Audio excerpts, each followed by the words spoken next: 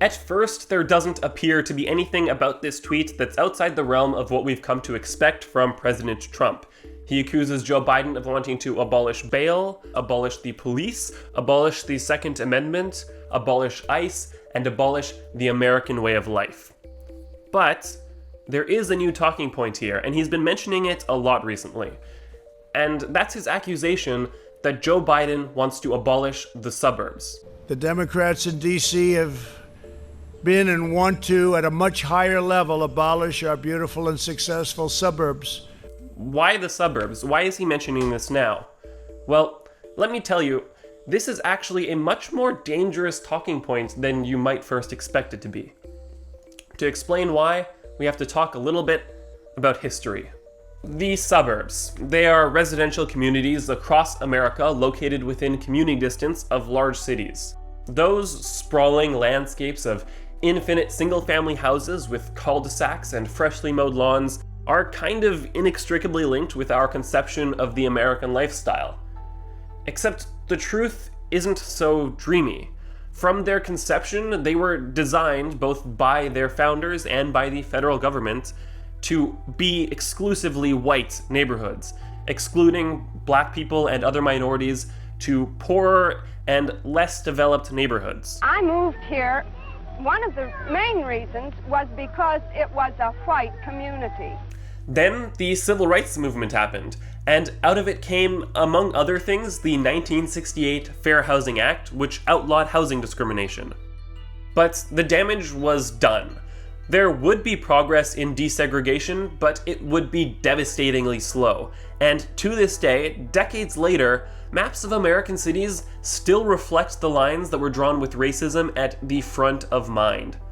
Wealth disparities take a long time to fade, and because of that, even if nobody does anything explicitly racist going forward, these lines will continue to exist for decades to come. So, if we want to eliminate the lingering effects of racist policy, we have to enact policy to counteract those lingering effects.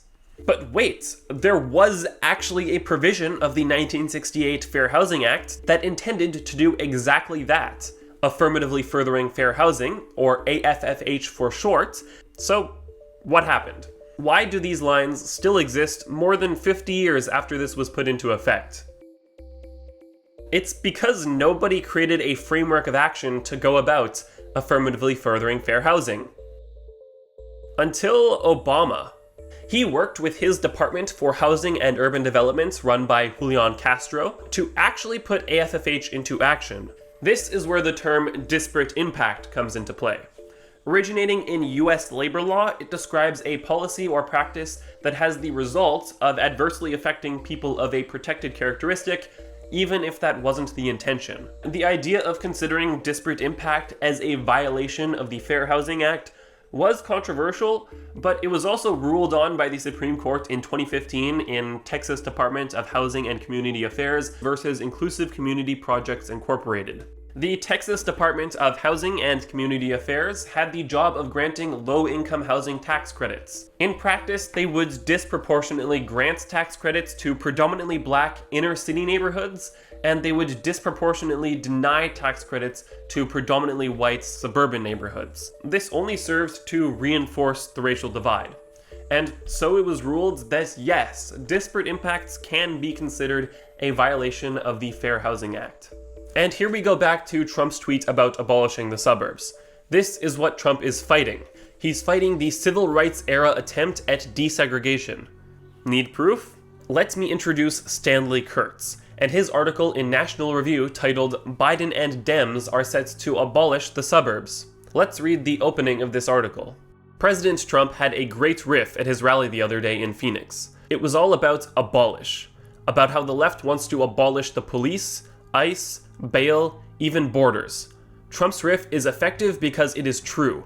The left has gone off the deep end, and they are taking the Democrats with them. Well, there's another abolish the president can add to his list, and it might just be enough to tip the scales this November. Joe Biden and the Democrats wants to abolish America's suburbs. The cause and effect between this article and Trump's tweet is striking. And for a more concrete connection, we can look to this earlier tweet by Trump. At the request of many great Americans who live in the suburbs, and others, I am studying the AFFH housing regulation that is having a devastating impact on these once thriving suburban areas. Corrupt Joe Biden wants to make them much worse. Not fair to homeowners, I may end. That tweet was posted at 6:20 p.m. on June 30th. When was the article published? 9:42 a.m. earlier that very same day. Coincidence? I think not.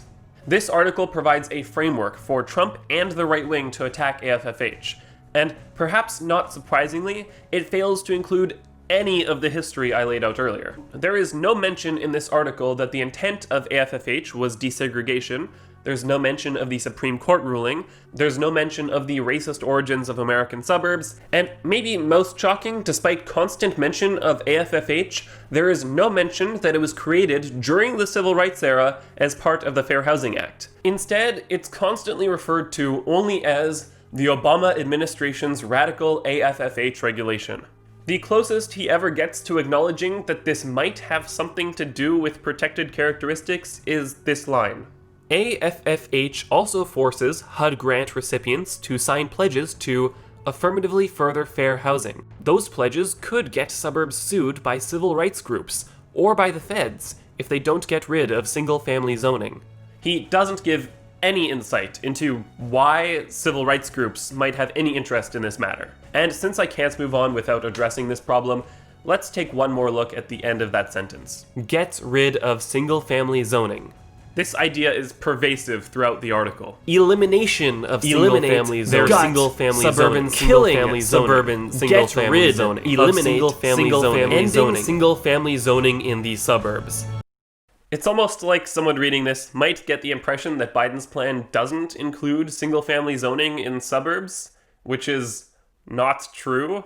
From Joe Biden's campaign website, Biden will also invest in the development and rehabilitation of single-family homes across distressed urban, suburban, and rural neighborhoods through the Neighborhood Homes Investment Act. It's possible to allow multifamily zoning into suburbs without completely getting rid of single-family zoning. In fact, it might actually be good for reasons outside of desegregation. For example, the problem of urban sprawl, where neighborhoods extend endlessly into their surrounding landscape, increasing traffic, encroaching on farmland and wildlife, and just generally contributing to pollution. But let's not get too hung up on the details, because there is a much bigger problem here.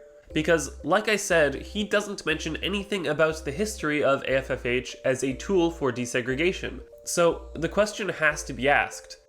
What does he tell people AFFH is? Let's take a look.